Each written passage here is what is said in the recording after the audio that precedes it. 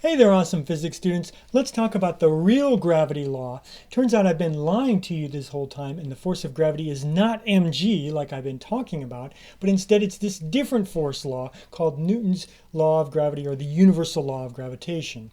So let's talk about what this is. The main idea here is that mass attracts mass. So if I have two masses, m1 and m2, they're going to attract each other because of gravity. And the attractive force that they're each going to feel is just the product of their two masses divided by the distance between them squared. And so that distance is r in this equation. It's not a radius.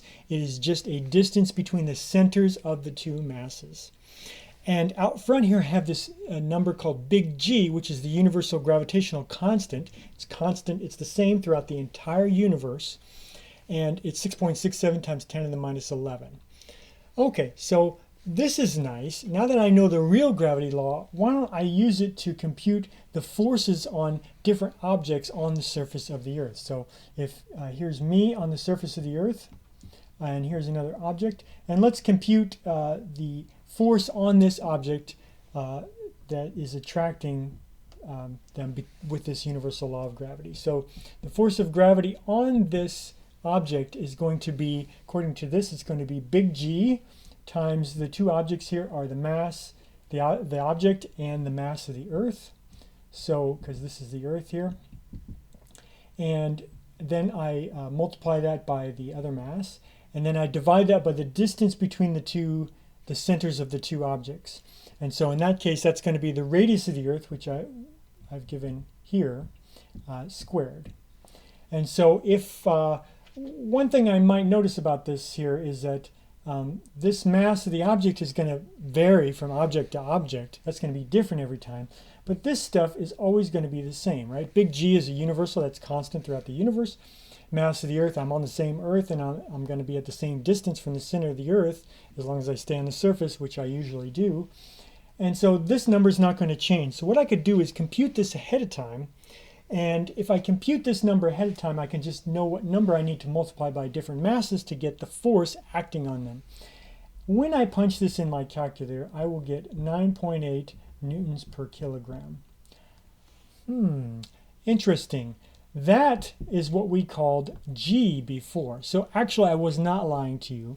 In fact, the force of gravity is mg, and all of this stuff goes into that number G, and it's a constant on the surface of the Earth, but it's not constant. You know, this is little g is not the same number if you go to Mars or the Moon or somewhere else. So what about the people on the International Space Station? Since universal law of gravity says that the force of gravity decreases as you get farther from the center of the Earth, that must mean they're far enough away from the center of the Earth that they don't feel any force, right? Well, the altitude of the International Space Station, the altitude of that is 0.41 times 10 to the 6th meters from the surface of the Earth. So if I were to, just to give you, excuse me, if you give you some perspective here, the shape of that orbit would be like this as it went around the surface of the Earth. And so it would look like it was just right on the top of the Earth. And if we were to compute G for the International Space Station, the way I would do that was I'd take big G, the mass of the Earth, and then I would divide it by the radius of the Earth plus the altitude that they're above the surface of the Earth, and I would square that number. And so when I punch that into my calculator, I find that G for the International Space Station is 8.66 newtons per kilogram.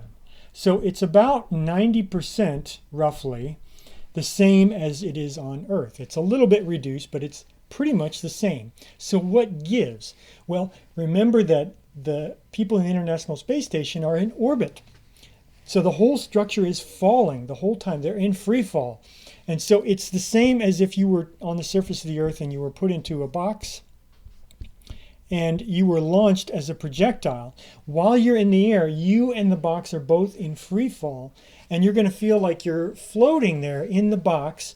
You're going to feel weightless.